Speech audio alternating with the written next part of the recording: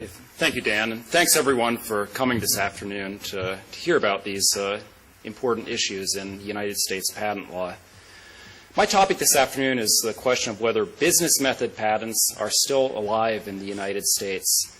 This is an area that in U.S. law, that not only in the last few years, but in the last few decades, has swung back and forth about whether business methods are something that can be patented. This also is an issue that I've taken a great interest in.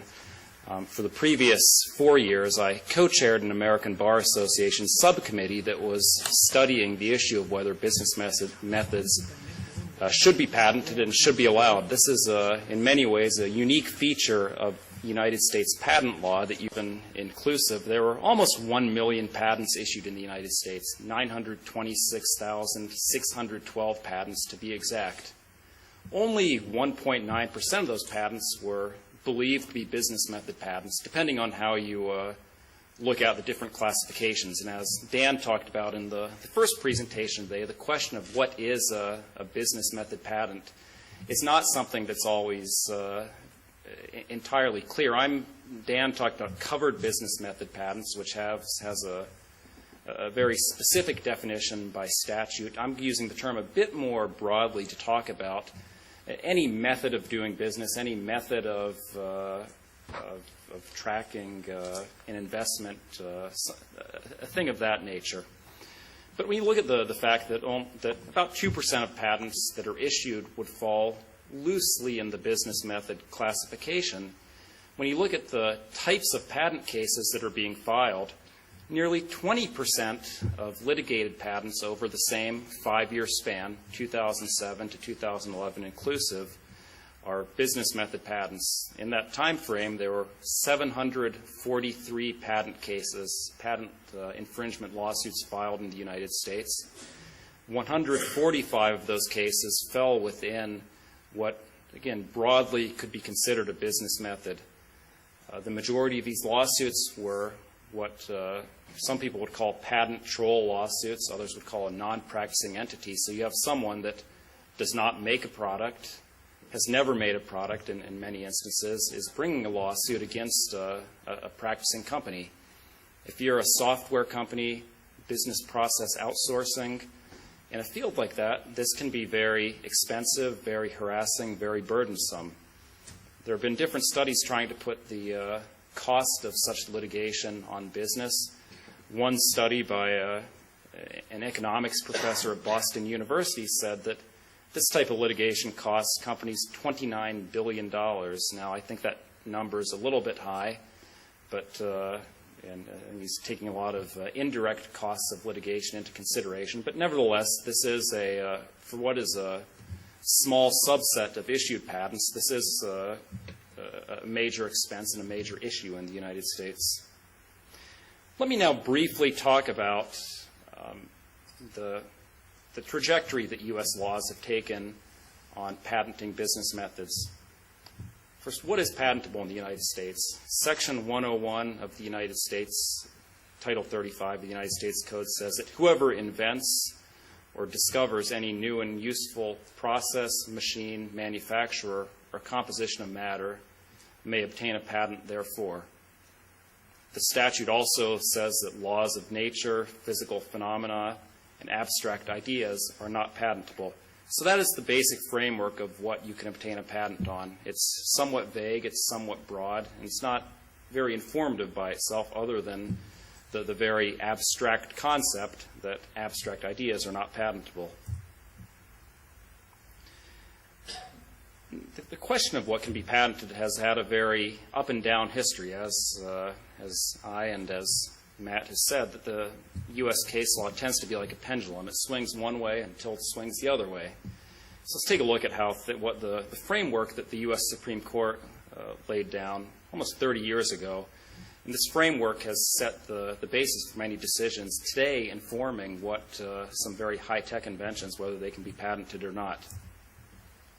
In 1972, so 41 years ago, the case Gottschalk versus Benson, a process of converting data in binary coded decimal format, BCD format, to pure binary format using an algorithm was a very clever idea, at least at the time, was found not to be patentable.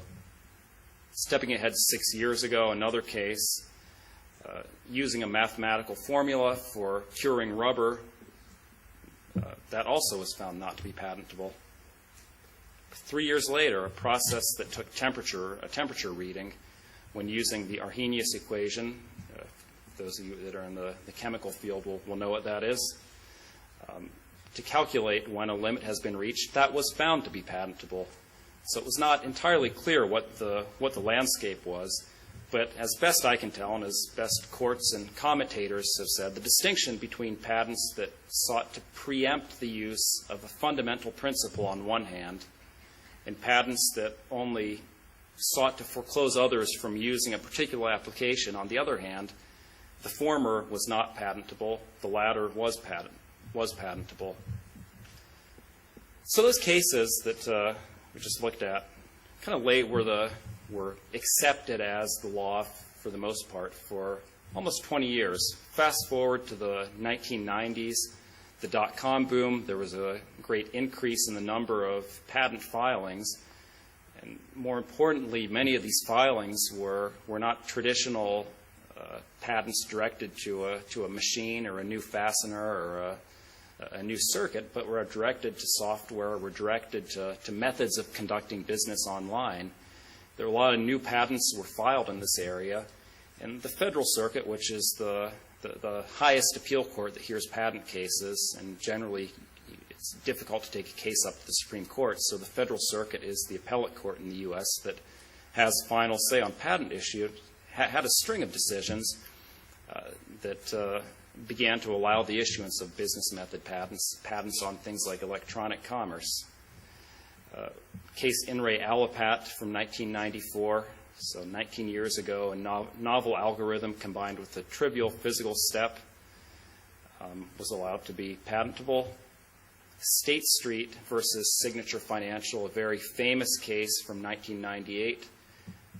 The Federal Circuit found that transforming on a machine data that represented the dollar amount, putting that number into a mathematical equation to create a final share price, a quintessential business method manipulating data, that was found to be patentable.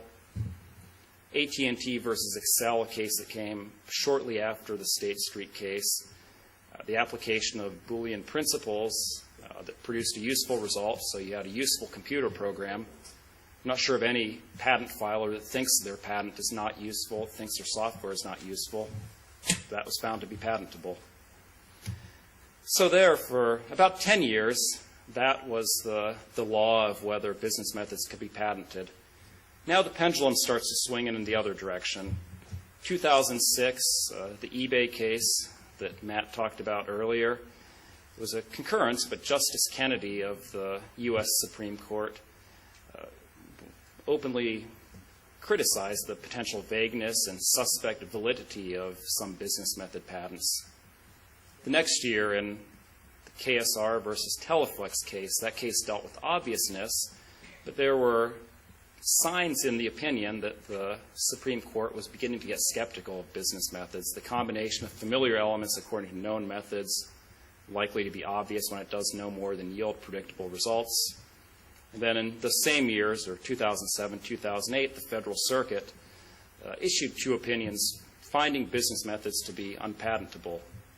That brings us to the big case in U.S. patent law on business methods, In Re Bilski. It was in October 2008.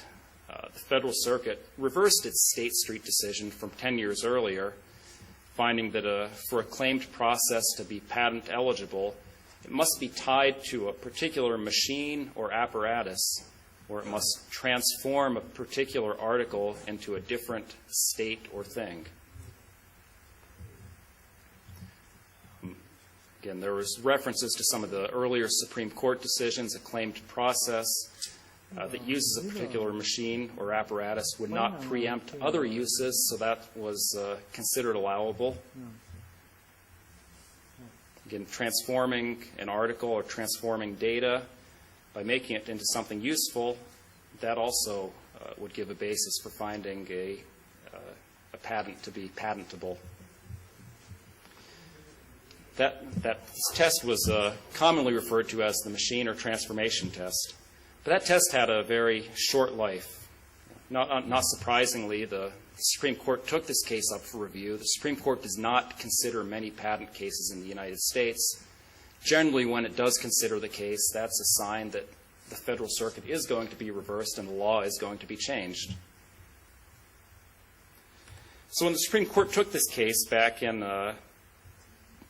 2010, a lot of people expected that the Supreme Court was going to step in and say, the Federal Circuit, you didn't go far enough. Machine or transformation was a bad test for allowing business method patents.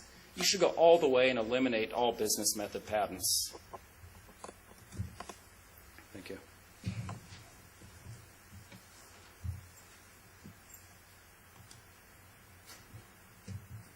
The Supreme Court actually took the opposite approach and said machine or transformation is too limiting. So we see yet another swing of the pendulum. This one looks like maybe business method patents are going to survive. People can continue patenting these in the United States. So that brings us to the question that I started with today. Are business method patents still alive? Are they still patentable in the United States? And it seems like with the way the pendulum is swinging, well, we have just another swing here, and the Supreme Court looked like they were going to give them new life. The Federal Circuit, though, in almost every case since the Bilski decision in 2010, has found a way to invalidate almost every method of doing business, every method patent that is not tied to a specific machine, that does not yield a specific result. Even in that case, the Supreme Court or the Federal Circuit has said that if the patent can be practiced by pen and paper, that's a sign that it's not patentable. So I've listed some cases here. And again, in the interest of time, I know we're pushing up at 6:30. I won't go through all of these cases. But the common theme to every case here is that if there is something, if the patent is only tied to performing a transaction, if it's tied to something that can be done on pen and paper, even if it could be done in a very tedious, time-consuming way, those patents are invalid, and they do not withstand scrutiny. So this is an issue that has swung back and forth. Where we are at right now is that it is extremely difficult to uphold the validity of a business method patent. And I'm interested to see what's going to happen as we see the covered business method patent reviews, whether the Patent and Trademark Office is going to follow the most recent Federal Circuit cases and express great skepticism of the validity of business methods, or are we primed for another swing of the pendulum? The Patent Office is, at the end of the day, in the business of issuing and granting patents. Are they going to find a way to allow some business method patents to remain valid or to remain in force?